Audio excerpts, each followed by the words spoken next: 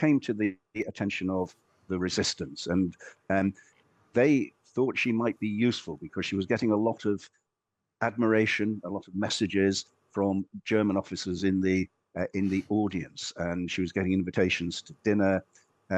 She laughed about it. She turned them down, of course, but the resistance thought that this might be useful because they were operating a system of they called them Moffenmeiten, girls who would become friendly with German officers. And the resistance thought that it might be useful for Anna Maria to accept some of these invitations and lure specific Nazi targets into a trap where they'd be assassinated.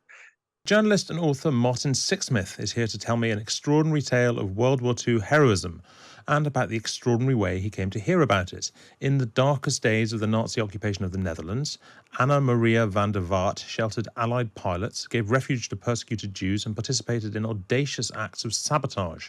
She survived when others did not, witness to their courage and to the treachery that betrayed so many of them to the Germans. Martin's new book, My Sins Go With Me, a story of heroism and betrayal in the Dutch resistance, is published this coming Thursday. Martin Sixsmith, hello. Welcome back to the programme. Good morning, Hugo. Lovely to have you on. Look, so this story that you've told in this book, this all came about as the result of a chance meeting, right? Tell us about that meeting. Well, it seems to be my destiny as a writer to meet and then to write about remarkable, strong women. It happened when I met Philomena Lee in my book Philomena. I'd met Aisha Rahman, who became the heroine of my book Aisha's Gift. And this time I was working as a lecturer on a cruise ship in 2019, and we were sailing around Africa. And I'd noticed on the ship this very old but very elegant and sort of self-reliant woman passenger. And when we docked in Cape Town, I saw her go down the gangway, go down onto the quayside, and she was met by an equally elderly man who gave her a very emotional kiss. And, being a journalist, I was kind of interested in the story behind it. So when she came back on board, I asked her, who was that? And she said, well, it was a British fighter pilot. And the last time we met was in occupied Holland, the last time he and I kissed. And here we are all these years later. She was 99 and we just got talking. We sat down at the breakfast table. We had a long talk about it, and she told me about her whole background. She was born in 1919. She told me about her childhood, and I said, "Well, what happened in May 1940 when the Germans came?" And she said, "Well, I joined the resistance, of course," as if it was just a matter of course. So tell us a bit about what happened to her during the Netherlands in the war. I mean, actually, before you do, may I say, I'm just in awe of the kind of the really sort of basic but essential journalism by which you uncover these stories. Because what a wonderful thing to do. I think a lot of us, even in that situation, would watch this remarkable thing happening and go, "Oh, that's nice. I wonder if there's a story there." And to seek it down and find it out is just brilliant work. Tell me more about Anna Maria and her story, then. Yeah, well, it's all serendipity, of course, isn't it? The key task of the journalist is to be in the right place at the right time. So anyway, when the Germans came, she was like really everybody else. She was young. She was only 20. She was a student at Leiden University. She had other things going on in her life. She just got married to a fellow student, Pim Rust, his name was. And they thought, like most people, well, just keep our heads down and see what happens. And that was kind of made easier because the Germans wanted Holland to be their ally. It wasn't like Poland, where they came with sort of murder and annihilation in mind. They wanted Holland to be their ally in the sort of war of races that lay ahead against the Jews and the Slavs. They saw the Dutch as a sort of natural allies, and so it was very tempting for people to be on the side of the Germans. It seemed like an easy option. And Anna Maria and Pim, they changed when in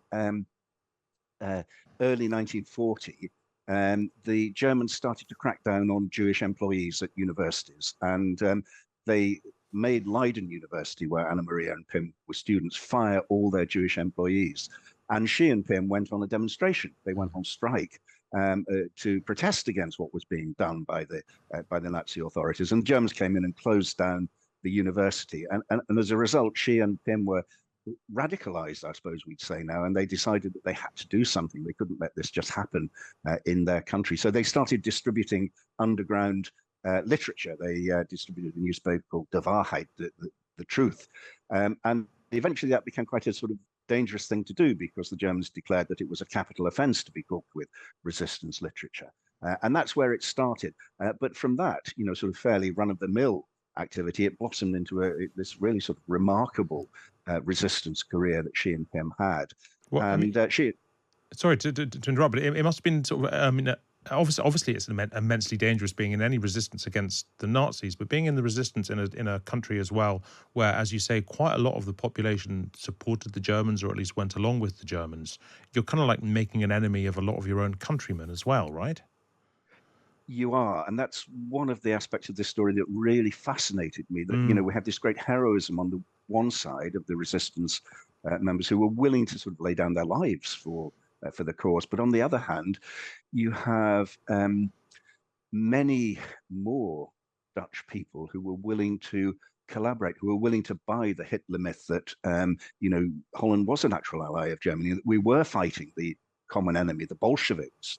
More tens of thousands of Dutch people volunteered to join the Waffen-SS. Many more betrayed their Jewish neighbors for a few guilders. And Anna Maria was very aware of this, so that she didn't have a sort of rose-tinted picture of a fellow countryman. She knew that she was up against a really difficult task. And tell us a bit about then what her actions in the resistance once it had moved beyond the demonstrating and leaflet stage. Yes, she had, as a student, she was also involved with the university theatre group. And when the university was closed down, that became her main sort of activity. She was acting, and she was traveling with her troupe around Holland to different towns. And this was a very useful conduit to distribute the underground newspapers that she was distributing. But she came to the attention of the resistance, and they thought she might be useful because she was getting a lot of admiration, a lot of messages from German officers in the audience, and she was getting invitations to dinner. She laughed about it. She turned them down, of course, but the resistance thought that this might be useful because they were operating a system of they called them Moffenmeiten, girls who would become friendly with German officers. And the resistance thought that it might be useful for Anna Maria to accept some of these invitations and lure specific Nazi targets into a trap where they'd be assassinated. That didn't happen because just as it happened with many other women, and Anna Maria knew them, but Anna Maria got pregnant. And she and Pym had their first child, a daughter. And because of that, she was excused from that operation, but she was then drawn into many other operations, including sheltering the people, in her attic. She sheltered Jews who were on the run. She sheltered Allied pilots, including the fellow she met all those years later in Cape Town.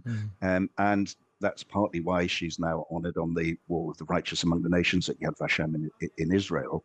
But her later career then, where she's actually drawn into these operations of sabotage resistance, which were massively important and massively dangerous, both for her and for Pym. Tell me, like, what kind of sabotage? Well, no, actually, before you tell me about what kind of sabotage type of things, what were the penalties then? Had she been caught doing any of this, sheltering Jews, certainly sheltering pilots who'd been shot down, even before the sabotage? Had she been caught, what would have happened? Would she have been deported? Would she have been jailed? Would she have been instantly shot? How did it work?